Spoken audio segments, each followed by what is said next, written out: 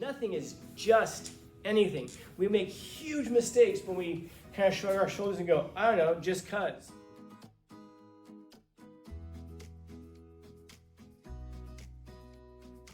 Yeah, I get what you're saying. It's like saying that that a person has to be willing to love their enemies and to hate their friends. You've got to be willing to hate yourself. Why? Because if you're the person who walks around and loves themselves entirely all the time, probably hasn't examined themselves. Like if I were to ask you, I have asked before, what's so lovable about you? And understand how I'm asking you. I'm not asking you, what's so lovable about you? I'm asking, what's so lovable about you? What is it? Oh, I'm nice. Are you nice? Or, well, I'm nice to people who are nice to me. Well, then you're not nice. You're just cordial. You're reciprocal. You give back what you get. Yeah, well, that doesn't mean you're nice. That just means that so if another person is mean, then you're going to be mean, then that means you're not nice. So what are you? Well, when you ask that way, just asking, what's so lovable about you? Because, by the way, there are things about you, but you can't know what they are. And if I were to just sit you down and straight out ask you what's lovable about you, it might be hard to come up with something off the top of your head, especially when you're under pressure like that. But it's a worthwhile question to ask. What is so lovable about you?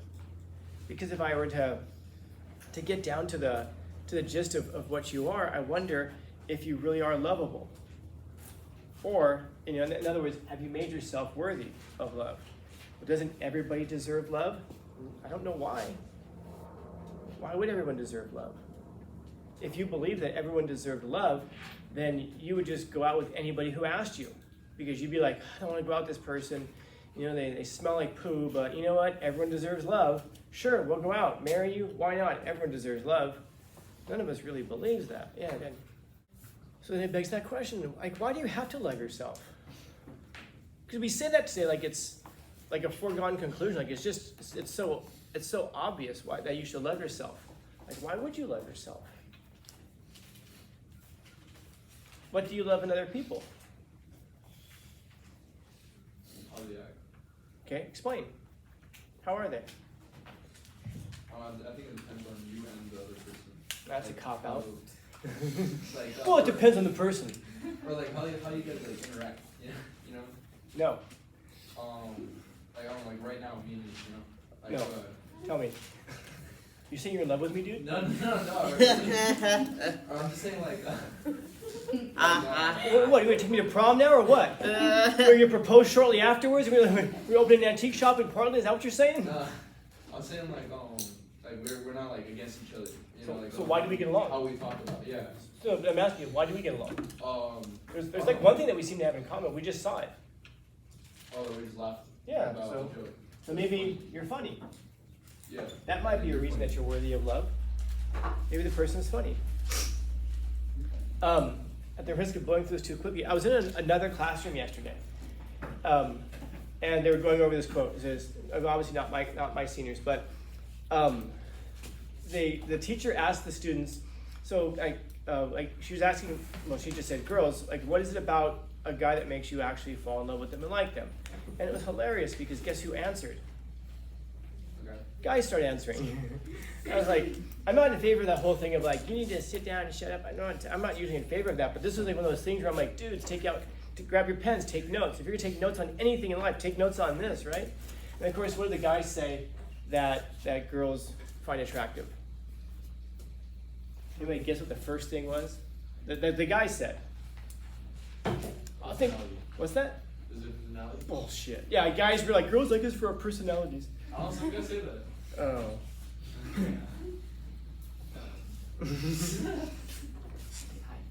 Height, maybe.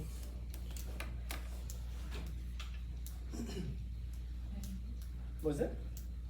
Nobody wants. I know everyone's thinking, but no one wants to say it. What? I think Drugs, no. Money. And why do guys immediately say this? There's a reason for it. It's easier. Because they're ugly. Because they're ugly and they don't have. Because it's attainable. Yeah. The other ones aren't. Yeah. That's a big part of it. Also, it justifies why they don't have anybody. It's because girls just want money. Just do money with the girls want money. Really? Do girls want money? Do girls want a guy with money? Why are we so afraid of telling the truth? Probably. Probably? What? Who said it? Yes. Yes! Yes! You ever see, I mean, otherwise, homeless guys would just be killing it on the dating market, you know? Why can't I keep the girls away from me? Of course. What's the difference between a hobo and a pervert? Now, here's the question. Why? Because there's an it to it. There's a bottom line it. Because we tend to think of things as their constituent parts. Does anybody know who Neil deGrasse Tyson is? Yeah. Okay, Neil deGrasse Tyson, if you don't know who he is, he's an astrophysicist. But he makes this constant intellectual error of thinking that just because he's an expert in astrophysics, that makes him an expert in every other area of life. And he's not. He's mostly a failure in every other area of life. Like, for example, he was on the Joe Rogan show, and he had his iPhone, and he took out his iPhone, and he didn't have a case on it. So Rogan asked him, "Do you have a case on your phone?" Because he was talking about how he had the new iPhone. He's like, "No, I do not. I don't put my phone in a case for a very good reason." And Joe's like, "Why?" Because I've noticed that if you put your phone in a case, people become far less safety conscious. So if you put your phone in a case, you are far more likely to drop it. But because I don't put it in a case, I'm far more careful with it, so I don't ever drop it. So he's like, do stupid smart. Yeah, that's stupid. Now, do you think that people buy the phone, they're like, "Oh, I'm gonna drop this. I'm gonna be careless with this phone, so I'm gonna buy a case for it." No, it's because you know all it takes is one little slip, one wet finger, one unsteady step, and it just costs you $1,200.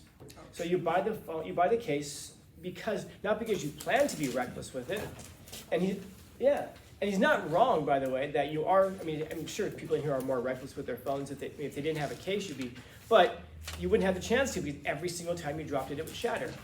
So you buy the case for that reason. And Rogan's explained to him, like, well, no, I mean, but things happen, and so he's like he got militantly angry about trying to explain this. But you will be far more careful, and therefore you will never drop it. That's just stupid reasoning. You sit there and go, dude, just go do some astrophysics or something.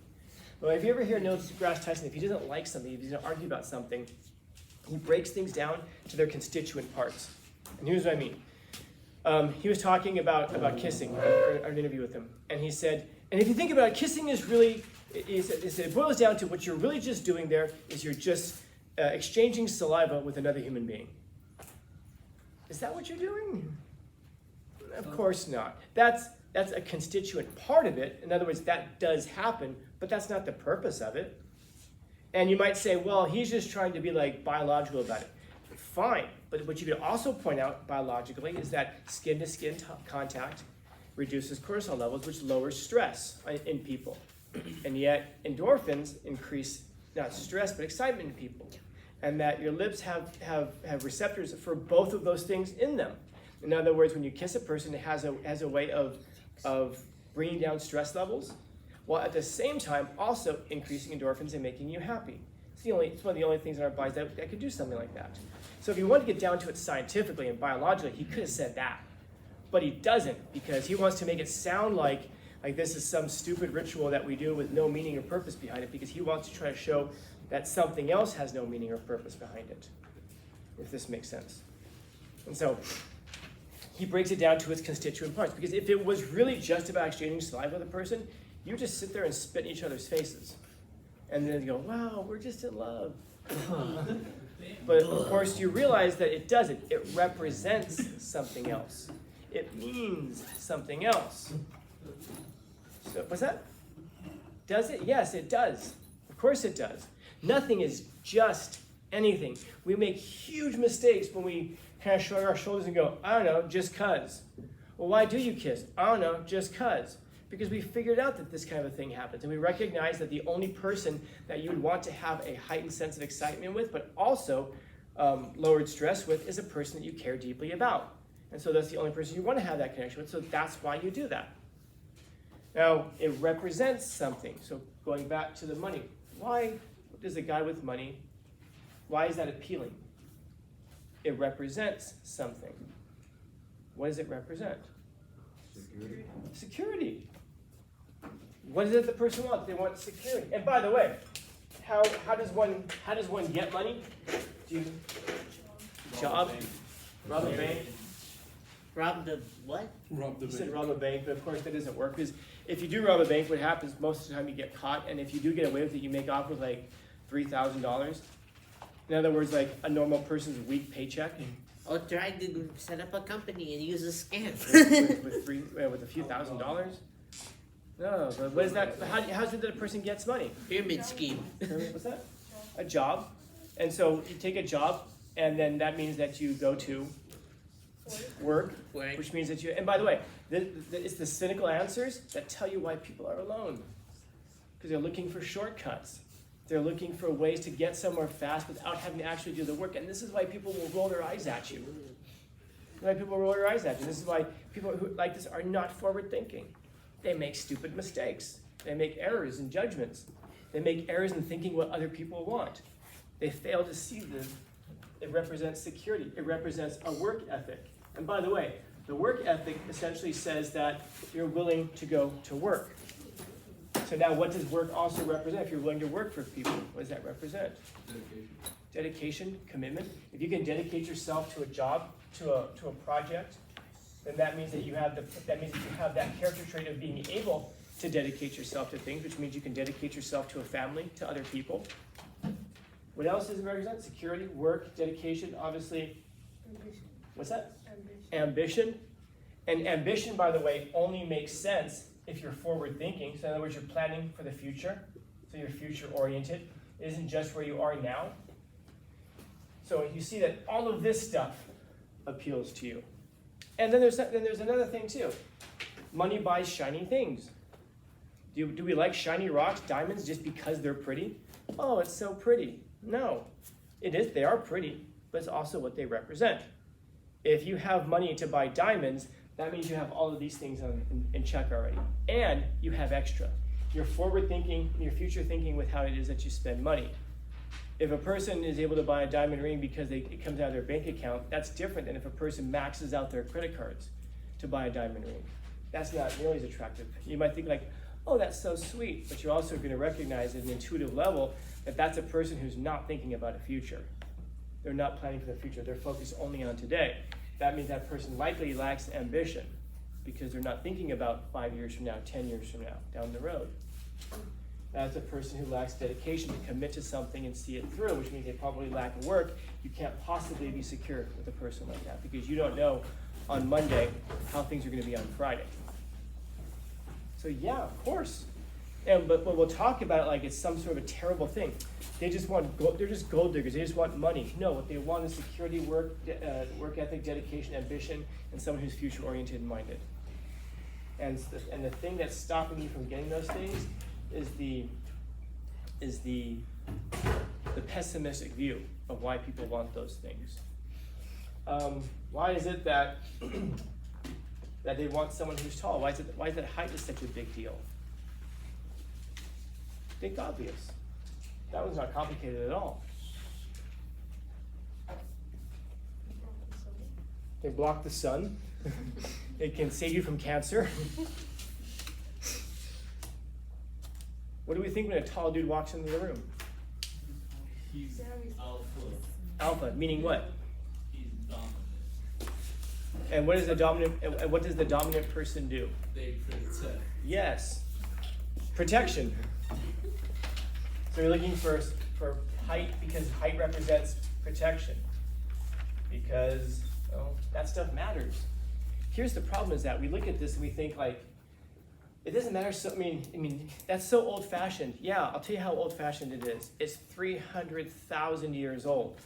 All the time that we've been developing as a species, are these not the things that mattered? If you're living out in the wild, if you're living before, like today we live in incredible security, which by the way is a huge problem for men.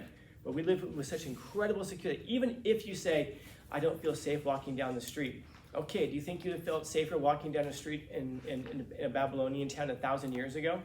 wearing, looking the way that we look? Do you think you would have been safer back then? Babylonian. Yeah, in other words, Assyrian. shot by an arrow would be a merciful death, according to what else could have happened. My point of it is that we've, having someone who could protect you and keep you safe, who could help you, who could prosper and to survive. This is all like survivability stuff that's built into our genes. And so we might say like, oh, these are old-fashioned ideas. True, but that's because, I say maybe, but they're also built into our old-fashioned genes. The things that it's genetically part of us. This is why we can't explain why these things are important to us. It's like what I was talking about last period. Oh, so for example, why is it that for guys, why is it so difficult to go and talk to your crush? Because they might reject you. Yeah. Yes, but what I mean by that is, yes, you're right, but no. What's the it? Why is rejection so scary? Because you fail in yourself, you feel like you're a failure. It's deeper than that. It makes them feel bad. Deeper. That's deeper than this was. Why does it make you feel bad? By the way, I don't expect you to have the answer. They don't see you as a protector. What's that? They just said they don't see you as a protector. They don't see you as a protector. They don't see you Fine. as a no.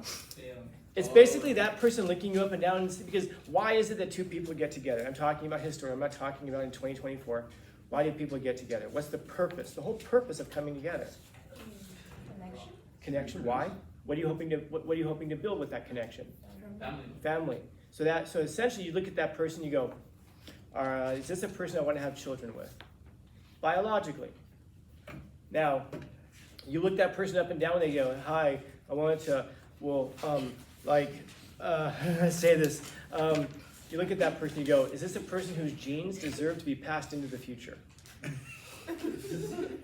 True. That's the biological thing that's happening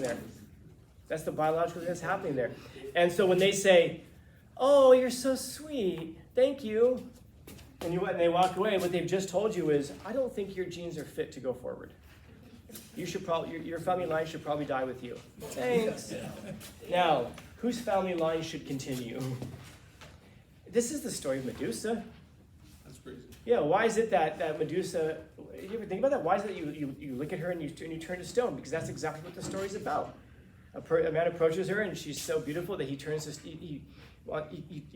stone. He's petrified. He dies. Why? Because he dies inside because of an existential terror of the rejection. It's not just a rejection. It's a genetic rejection. And you ask why is it that the height matters? Because that's the protective thing, man.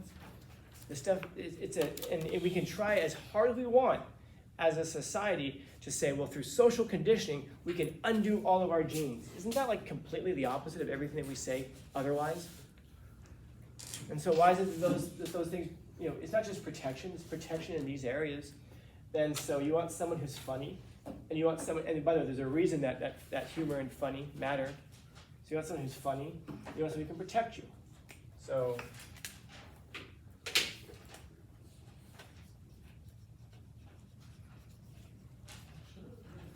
all right, a clown ninja. Clown ninja. Yes, makes sense. Take notes on it. You want a clown ninja. Someone who makes you laugh, and then last period someone said, last period someone said intelligence. You want someone who's smart. Why? Because how do you get these things without being intelligent? Exactly. I hit a rock. Okay, maybe.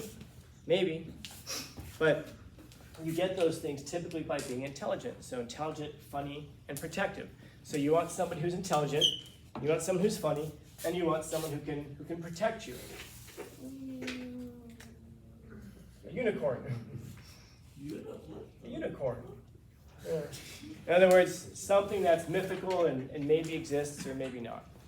But if you find somebody who's all three of those things, they stand out to you. You may not even understand why. And by the way, if you're a dude and you are these things, there's a very good chance that in that case you might be a Medusa. People will be petrified of dealing with you, terrified of talking to you, because in the same way, well, maybe I'm not good enough. Maybe I don't know. Why do you want to talk to me? Yeah, but the point is this, you don't become these things for other people. You become these things because, and you don't become them to attract other people. You become these things because you can. You maximize yourself.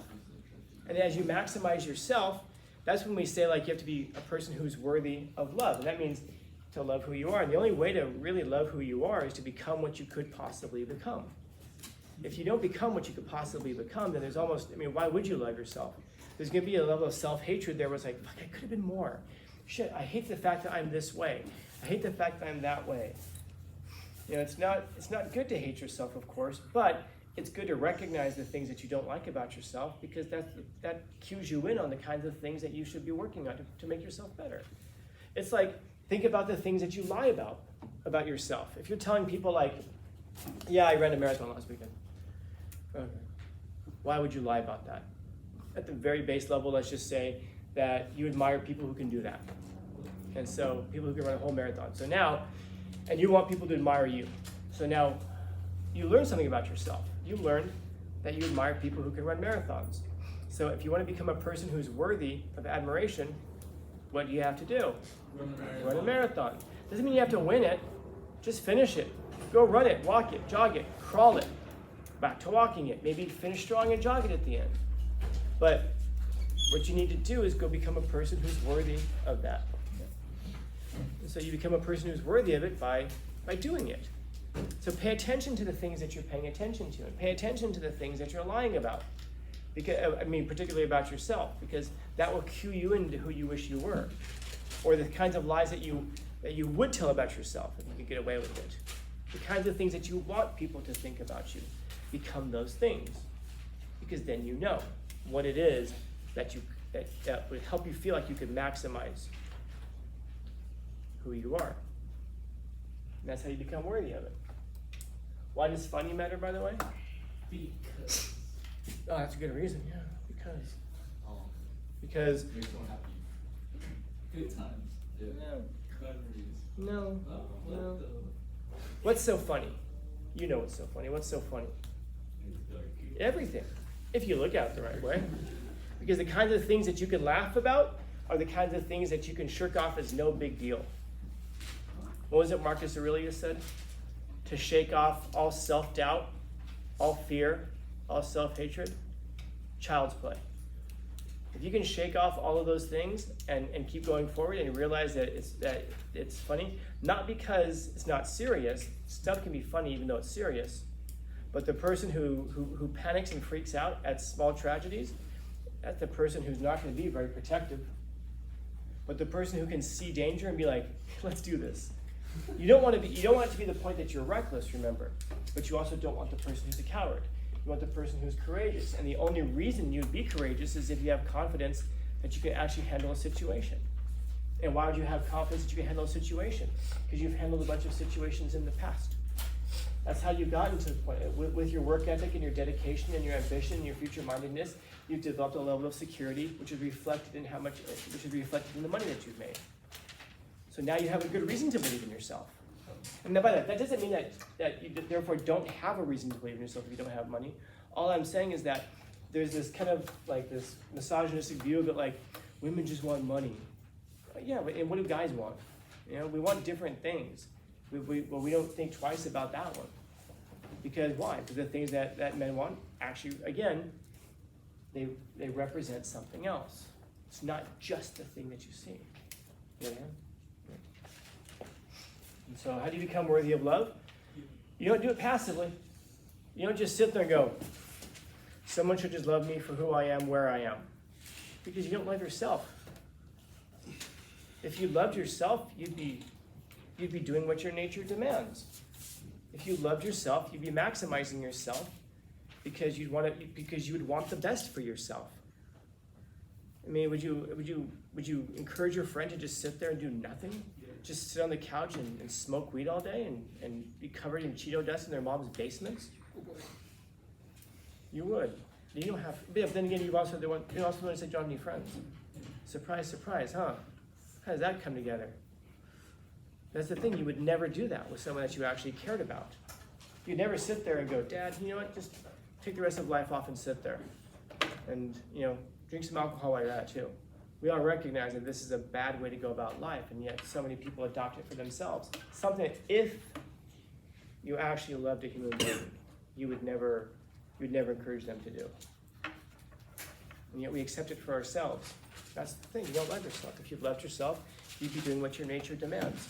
You'd be maximizing yourself. Maybe you're not going to be incredibly funny, but it's a skill. You can learn to be protective.